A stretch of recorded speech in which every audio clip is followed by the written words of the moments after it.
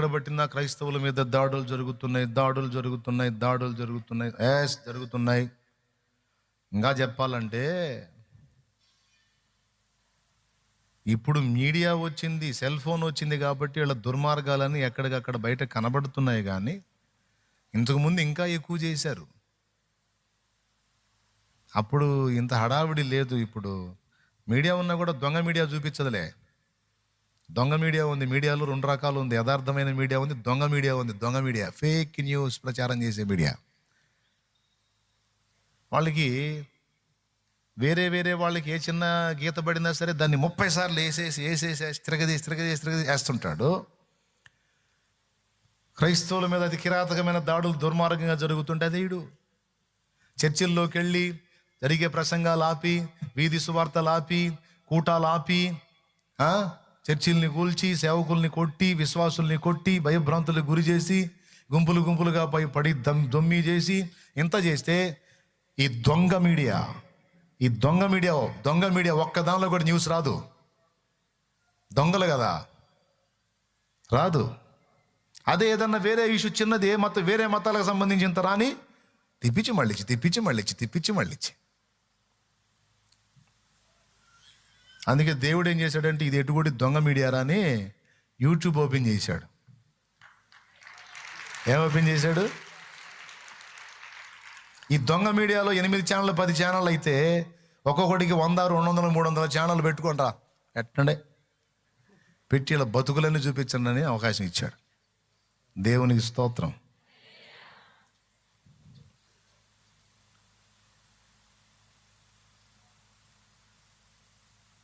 ఇప్పుడు తక్కువ, ఇంతకు ముందు జరిగింది పెద్ద కుట్ర.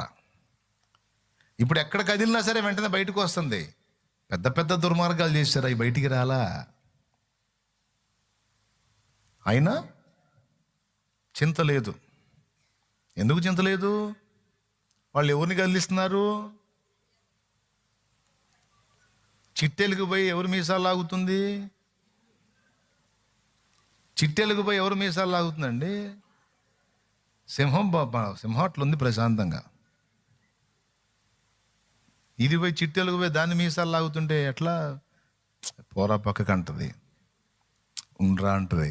చిరాకు పుట్టిందనుకో, అదేం కొట్టాల్సి పంజాలో ఒక గోరు చాలు దీనికి.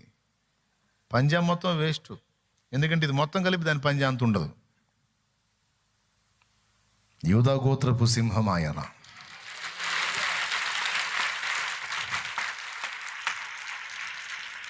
ఆయన కృపగల దేవుడు.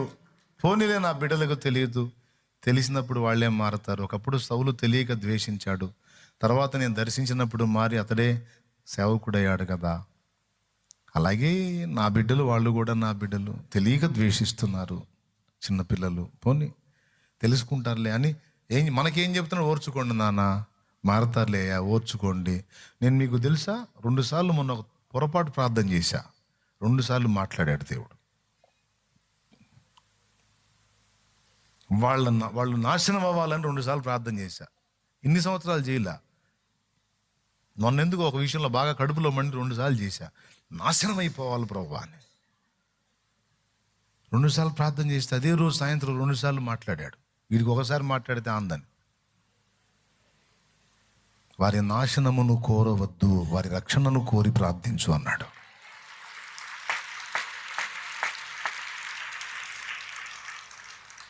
నాకు మైండ్ పోయింది. అసలు ఎంత కనికరం చూపుతున్నాడో ఆయన అర్థం కావట్లా.